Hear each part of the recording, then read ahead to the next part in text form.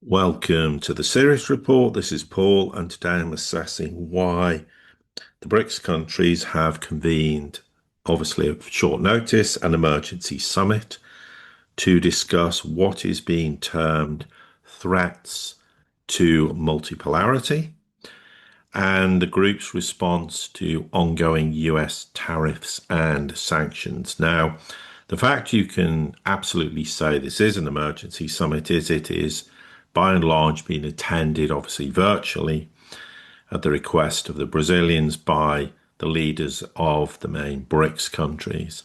So obviously Brazil, Lula's present, with Russia, Putin's present. India is the only exception. That will be attended by Jai Shankar, who's obviously the senior diplomat for India.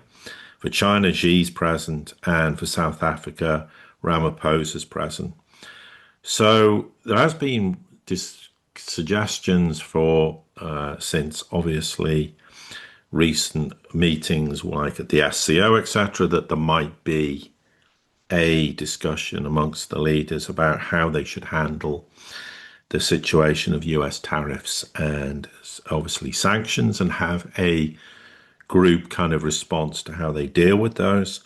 The fact also they're now wanting to discuss threats being posed to multipolarity implies concerns that are relate to likely economic, financial, and geopolitical matters. There is no doubt the United States is in continuing to act rather desperately whenever it can't get its way, say, for example, with respect to the Ukraine war and getting Russia to reach an agreement. It then goes and threatens countries and puts secondary tariffs on the likes of India in the hope that they'll stop importing Russian oil, and that will put economic pressure on the Russians and financial pressure to end the war. And of course, it's not working. And the belief, therefore, is that with the Trump administration, that tends to act rather irrationally, rather erratically, and they could, in fact, decide to then impose more tariffs and maybe also sanctions on nations of which the BRICS countries do trade and continue to trade with Russia. China being an obvious case, Brazil, India, and South Africa, to name just four. So they will therefore regard the ongoing developments as a need to respond in a very positive way and deal with this threat. That will include, of course, as the Chinese are doing, to decouple increasingly from the United States, to obviously export far less goods as they are now, bearing in mind that in August, the exports to the United States was a 16-year low for the Chinese, to put that in context. This will also apply to other countries who will regard trading with the United States as becoming increasingly more of a risky proposition.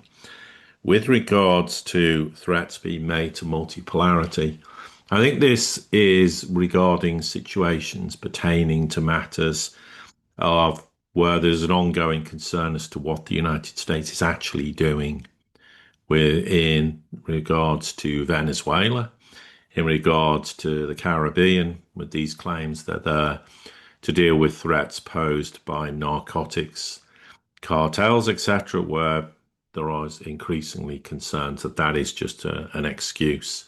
Now, we've said before, I don't think the United States is remotely capable of being able to launch any offensive with respect to Venezuela. It doesn't have the forces, and Venezuela has a huge army, and of course, the Venezuelan army is highly supportive of Maduro, so the chance of them overthrowing him is pretty limited. But the United States is increasingly acting out of desperation.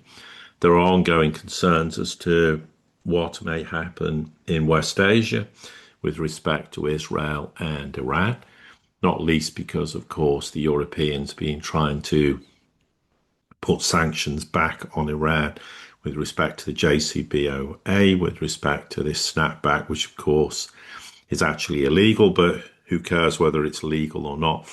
Because the West obviously has its rules-based order, which mean there are no rules and we will do what we want how we want, when we like. So in that regard, I sense with respect to the global south, with respect to BRICS members, a feeling that the United States is becoming more and more desperate. There is also increasingly a concern about the broader financial system in the West, what is going on with Western economies. And therefore, if there was to be, for argument's sake, and I stress for argument's sake, a financial event, there would therefore have an impact clearly, not just on what happens to the West, but also in a broader context, a global implication. And there is no doubt there have been discussions in recent months, and I would say arguably for a couple of years, particularly with the Chinese and the Russians, about this very matter. So they may want to put contingency in place as much as possible to try and mitigate problems related to that. And this again comes back to the notion of trying to get out of the US dollar, US Treasury complex as fast as is humanly possible. And there have been plenty of discussions had at the SCO with regards to this, and to be able to trade in local currencies and in that way as well. Of course, avoiding the issue of sanctions, being excluded from SWIFT, or even concerns pertaining to the fact that those in the global south do have concerns about the future of the Western financial system. And if there was a problem imminently, then the perception would be, well, is there anything we can do to address this problem? So there are most certainly going to be economic financial issues, and that will, of course, include the issue of tariffs, but more importantly, the issue of sanctions.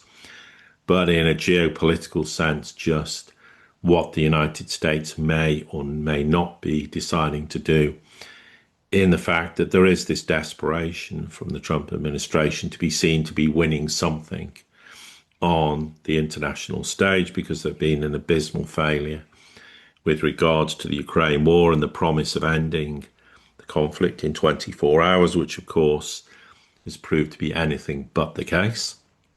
And at the moment, the Trump administration doesn't really have anything to call a political win. You can't call what happened between Israel and Iran a political win simply on the basis that the war ended after 12 days because the Israelis asked the Americans to ask the Iranians to have a ceasefire and end the war.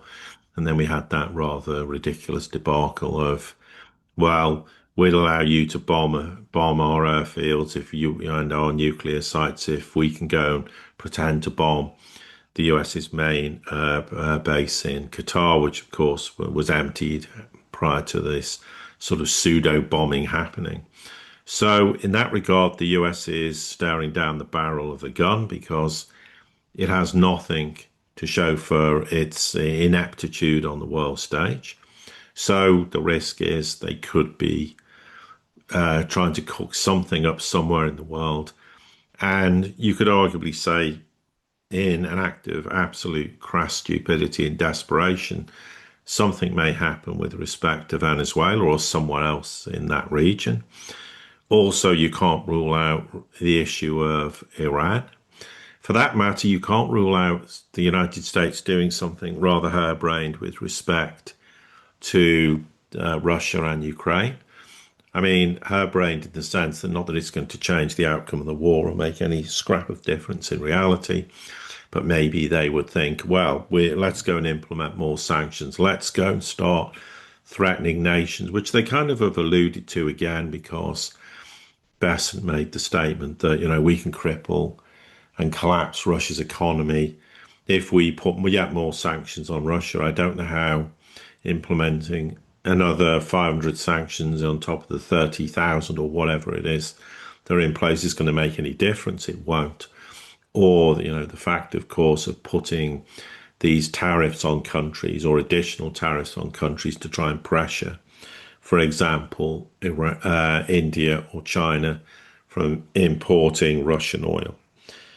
Either way, no doubt we'll get some feedback coming out the back end of what precisely happened in this meeting. I think it's extremely important now to jump on these things when we can. I don't think this is something that's a trivial discussion. you wouldn't have convened a meeting in such short notice and have those kind of people sat in on the meeting if this was just something they considered to be a possibility, and maybe a possibility some days, weeks, or months more likely in the future. I think they perceive it to be an imminent threat or imminent problems that would actually seriously impact global South countries and seriously impact BRICS members as a result of that. Hence the desire to obviously convene this summit to address, I think, what would be specific problems or specific concerns. It could be that intelligence services in these countries or Brazil have become aware of something, and therefore it would make eminent sense for them to convene the meeting and say, okay, we're aware of these things. Then, of course, the Chinese and the Russians could go to whoever and say, we're aware of this and something has to be done to prevent this happening. And that could, of course, be in the Americas. It could be in West Asia. I think it's very much unlikely to be anything with respect to Asia, but you can't rule it out. But certainly wouldn't be with respect to Taiwan or China. The only other thing I would say with regards to this is there is no doubt from the Global South nations' perspective that, as we said with regard to the SCO, a realization that the future of unipolarity is over. They're going to have to seize the initiative and begin to deal with problems that they may have thought we can kick the can down the road for a while. But given the precarious nature of how the European economies and financial system is in serious trouble, and clearly the United States also has huge economic, financial, and geopolitical problems, that we're now going to have to put the foot down on the accelerator and begin to roll out measures. And as she pointed out, we have to consider what we need to do to have a new global architecture, which is something that would have to counter everything that came out of the back end of Bretton Woods at the end of World War II in 1945. And I don't doubt that this is also figuring into the thinking with regards to why this summit's important.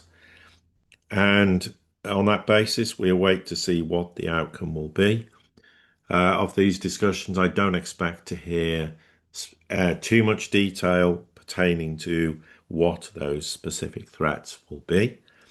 But I think you'll hear a general response which relates to the ongoing concerns about the United States, and I think more sanctions and tariffs, because if the US puts tariffs on imports, everybody knows it's the US that pays the price, whether it's, excuse me, the importer, whether it's obviously the retailer or the consumer.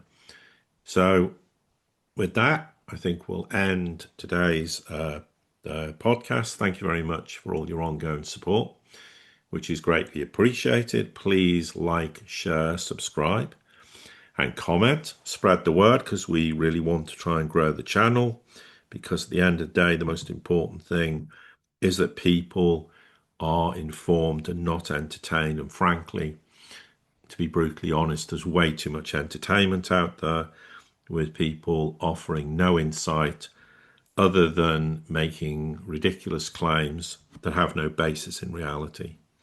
And with that, I'll say goodbye.